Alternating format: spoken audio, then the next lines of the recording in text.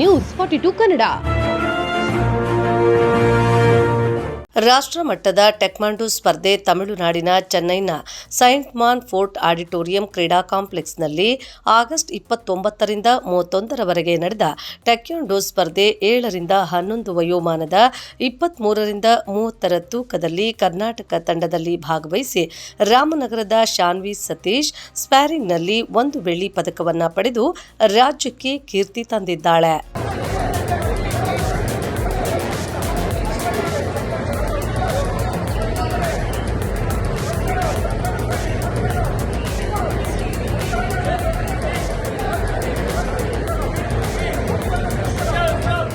ಕರ್ನಾಟಕ, ತಮಿಳುನಾಡು, ತೆಲಂಗಾಣ, ಡೆಲ್ಲಿ, ಗುಜರಾತ್, ಒರಿಸ್ಸಾ, ಕೇರಳ ರಾಜ್ಯಗಳಿಂದ 600ಕ್ಕೂ ಹೆಚ್ಚು ಕ್ರೀಡಾಪಟುಗಳು ಭಾಗವಹಿಸಿದ್ದು, ಕರ್ನಾಟಕ ತಂಡದಿಂದ ಶಾನ್ವಿ ಸತೀಶ್ ಕೂಡ ಒಬ್ಬರಾಗಿದ್ದರು.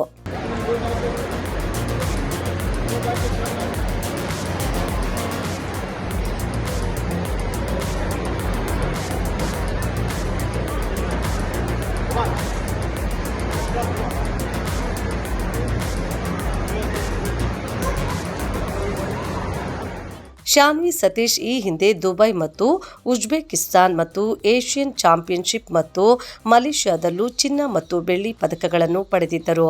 ಸ್ಪ್ಯಾರಿಂಗ್ ವಿಭಾಗದಲ್ಲಿ ಆರಂಭದಿಂದಲೂ ಮುಂದಿದ್ದ ಶಾನ್ವಿಗೆ ಅಂತಿಮ ಪಂದ್ಯದಲ್ಲಿ ಕರ್ನಾಟಕ ಸ್ಪರ್ಧಾಳು ಉತ್ತಮ ಪೈಪೋಟಿ ನೀಡಿದ್ದು, ಅಂತಿಮವಾಗಿ ಶಾನ್ವಿ ಸತೀಶ್ ಬೆಳ್ಳಿಗೆ ಗುರಿ ಮುಟ್ಟಿದಳು. ಆದರೆ ಶಾನ್ವಿ ಹಾಲಿ 7 ವರ್ಷ 11 ತಿಂಗಳು ಮುಗಿಸಿದ್ದು, ಚಿನ್ನ ಪಡೆದ ಸ್ಪರ್ಧಿ 11 ವಯಸ್ಸಿನವಳಾಗಿದ್ದು, ಶಾನ್ವಿ ತೀವ್ರ ಪೈಪೋಟಿ ನೀಡಿದ್ದು ವಿಶೇಷವಾಗಿತ್ತು. ಶಾನ್ವಿ ಸತೀಶ್ ನಗರದ ಸರ್ಕಾರಿ ನೌಕರರ ಸಂಘದ ಜಿಲ್ಲಾಧ್ಯಕ್ಷ ಸತೀಶ್ ಹಾಗೂ ಚೈತ್ರಾ ದಂಪತಿಯ ಮಗಳಾಗಿದ್ದು, ನೇಟಸ್ ಶಾಲೆಯಲ್ಲಿ 3ನೇ ತರಗತಿ ಓದುತ್ತಿದ್ದು, ರಾಮನಗರಕ್ಕೆ ಮತ್ತೊಮ್ಮೆ ಕೀರ್ತಿ ತಂದಿದ್ದಾಳೆ.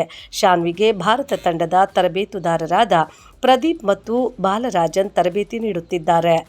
ಈ ಸಾಧನೆಗೆ ಜಿಲ್ಲಾಧಿಕಾರಿ ಯಶವಂತ್ ಗುರುಕರ್, ಜಿಲ್ಲಾ ಪಂಚಾಯತ್ ಸಿಇಒ ಅನ್ಮೋಲ್ ಜೈನ್ ಹಾಗೂ ಪೊಲೀಸ್ ವರಿಷ್ಠಾಧಿಕಾರಿ ಶ್ರೀನಿವಾಸ್ ಗೌಡ, ಅಪರ ಜಿಲ್ಲಾಧಿಕಾರಿ ಚಂದ್ರಯ್ಯ ಹಾಗೂ ಸರ್ಕಾರಿ ನೌಕರರ ಸಂಘದ ಪದಾಧಿಕಾರಿಗಳು ಶಾನ್ವಿ ಸತೀಶ್ಗೆ ಅಭಿನಂದನೆ ಸಲ್ಲಿಸಿದ್ದಾರೆ.